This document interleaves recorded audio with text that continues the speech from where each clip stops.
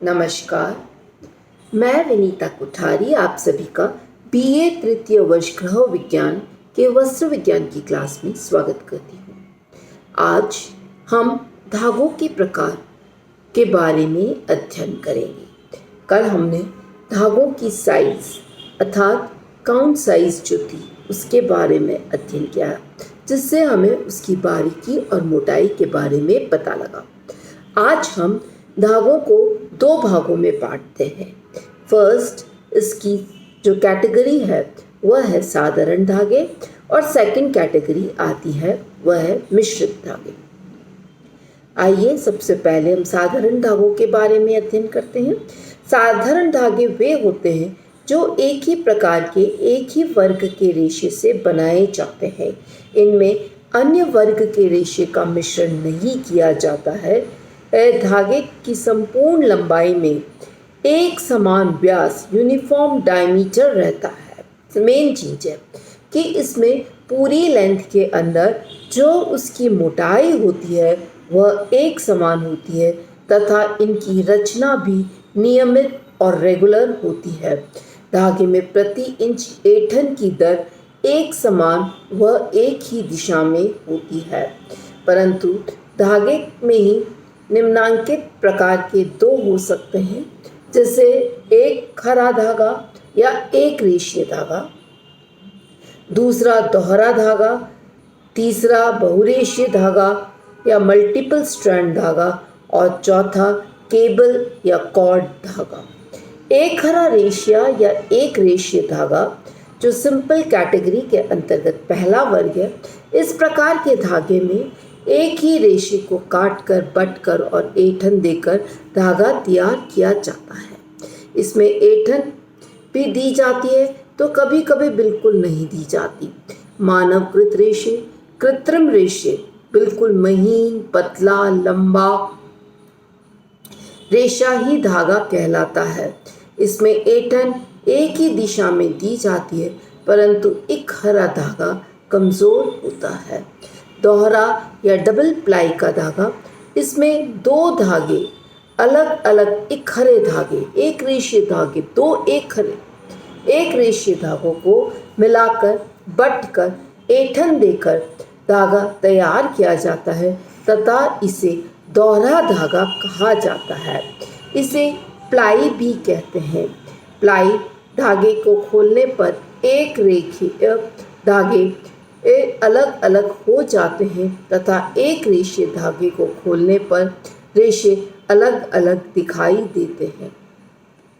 तो यहाँ पर हम कह सकते हैं कि एक्चुअली जो प्लाई होती है वह नंबर ऑफ एक रेशे धागे जो हम एक्चुअली बट कर ट्विस्ट कर बनाते हैं तो उसे हम प्लाई कहते हैं। आइए अब बहुरेशीय या बहुभांज या मल्टीपल स्ट्रैंड धागे, इसमें कई तैयार इकहरे धागों को एक साथ मिलाकर बटकर ऐंठन देकर और धागा बनाया जाता है तो उसे हम बहुरेशीय या बहुभांज धागा कहते हैं। यूजुअली इस प्रकार के धागे में कई प्रकार के इकहरे धागे मिले होते हैं और इसको भी हम प्लाई से संबोधित करते हैं। जैसे 3 प्लाई तो 3 इकहरे धागे, 4 प्लाई अर्थात 4 इकहरे धागों को आपस में मिलाकर बटकर और ऐंठन देकर धागा तैयार किया जाता है। लास्ट इस कैटेगरी के अंतर्गत जो धागा आता है वह है केबल या कॉर्ड धागा। जब दो या दो प्लाई से अधिक प्लाई के धागों को आपस में मिलाकर बटकर ऐंठन देकर और धागे का निर्माण किया जाता है तो उसे हम केबल या कॉर्ड कहते हैं। सिलाई करने के धागे व रस्सी इसी वर्ग के अंतर्गत आते हैं। कॉर्ड धागे का नामांकन धागे में दी गई ऐंठन की दिशा के आधार पर किया जाता है। क्रेप धागा ही साधारण धागा से बना कॉर्ड धागे का ही रूप होता है। विभिन्न प्लाई के धागे, विभिन्न आकार के धागे, विभिन्न संख्या और विभिन्न धागे को ऐंठन में विभिन्नता लाकर सुंदर और आकर्षक वस्त्रों का निर्माण किया जाता है। अब आइए अब हम देखते हैं मिश्रित धागे। तो इसमें हम, जैसा कि नाम से ही क्लियर है, कि कई रेशों को, कई वर्गों के रेशों को एक साथ मिलाकर, बटकर और ऐंठन देकर विभिन्न प्रकार के धागे बनाए जाते हैं। इन्हें ही हम ब्लेंडेड थ्रेड्स या मिश्रित धागे कहते हैं। और इनका जो कैटेगरी आती है वह कहलाती है कॉम्प्लेक्स यार्न्स। इनकी रचना गूढ़ और जटिल होती है। इनमें कई रंगों के रेशों को विभिन्नता लाने के लिए या कई लेंथ के रेशों को, व्यास, आकार, प्रकार आदि के रेशों को आपस में मिलाया जाता है। धागे की लंबाई, व्यास, आकार, प्रकार में भी इसमें हम विभिन्नता ला सकते हैं। ऐंठन में ऐंठन की दर अनियमित और थोड़ी थोड़ी अंतराल पर कर सकते हैं। कहीं ज़्यादा ऐंठन दी जाती है तो कहीं बिल्कुल बिना बटे हुए धागे या कच्चा छोड़ दिया जाता है। ऐसे धागों से विभिन्नता आ जाती है, जिसके कारण अत्यंत सुंदर धागे तैयार किए जाते हैं और इन्हें हम नॉवेल्टी यार्न्स या फैंसी थ्रेड्स के नाम से जानते हैं। धागों को सुंदर, मनोहारी, आकर्षक बनाने के लिए इनमें कई प्रकार के फंदे, लूप्स के अतिरिक्त एक्स्ट्रा ट्विस्ट या नमूने, डिज़ाइंस आदि भी बनाए जाते हैं। मिश्रित धागों की रचना तीन भागों का प्रयोग किया जाता है। एक धागे का प्रयोग जो होता है वह बेस बनाने के लिए दिया जाता है।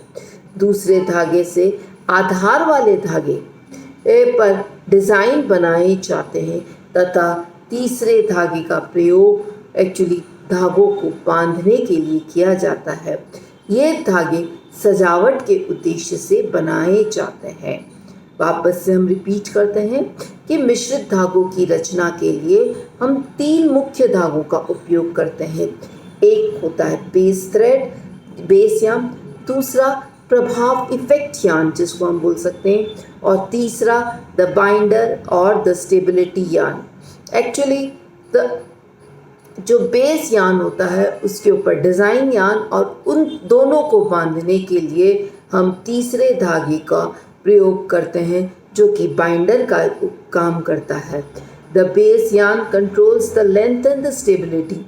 जो बेस यार्न होता है वह एक्चुअली लेंथ और स्टेबिलिटी, स्थायित्व और उसकी लंबाई को निश्चित करता है, और इफेक्ट यार्न उसमें एस्थेटिक वैल्यू को ऐड करता है जो कि फिनिश्ड फैब्रिक के ऊपर आती है, जो अर्थात उसको मनमोहक और सौंदर्य युक्त बनाने का कार्य करता है। और द बाइंडर यार्न होता है वो एक्चुअली इन दोनों यार्न को बाइंड करने के लिए यूज़ किया जाता है, द इफेक्ट यार्न और बेस यार्न को। तो इस प्रकार हम देखते हैं कि मिश्रित धागों के अंदर मूलतः तीन प्रकार के धागों का उपयोग होना आवश्यक होता है।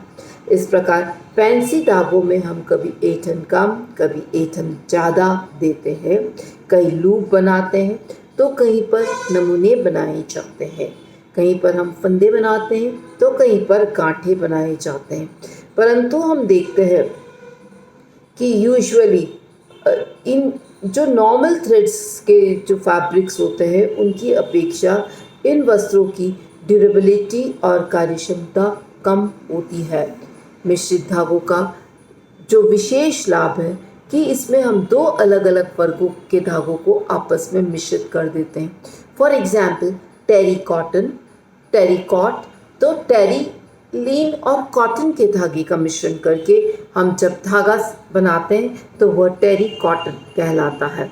इसी तरह से हम टेरी वूल, तो टेरिलीन और वूल को, ऊन को मिलाकर जो धागा तैयार किया जाता है उसे हम टेरी वूल कहते हैं।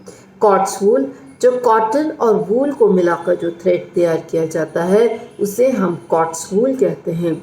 इस प्रकार से धागा निर्माण करने से हमें ये फ़ायदा होता है कि जो दोनों फैब्रिक्स की प्रॉपर्टीज हमारे वस्त्र के अंतर्गत आ जाती है।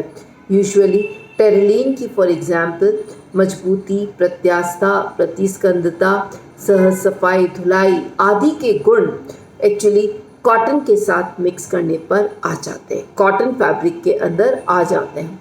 इसलिए वे 100% टेरिलीन या 100% कॉटन नहीं होते या 100% टेरिलीन नहीं होते हैं। यूजुअली हम देखते हैं कि इस प्रकार के फैब्रिक्स के लिए जो वस्त्र तैयार किए जाते हैं वे ड्यूरेबल होते हैं और काफ़ी एक्चुअली इजी लो कॉस्ट के वस्त्र भी होते हैं। आज मार्केट में कई प्रकार के धागे उपलब्ध होने लग गए हैं, उनका अध्ययन हम अगली कक्षा में करेंगे। धन्यवाद।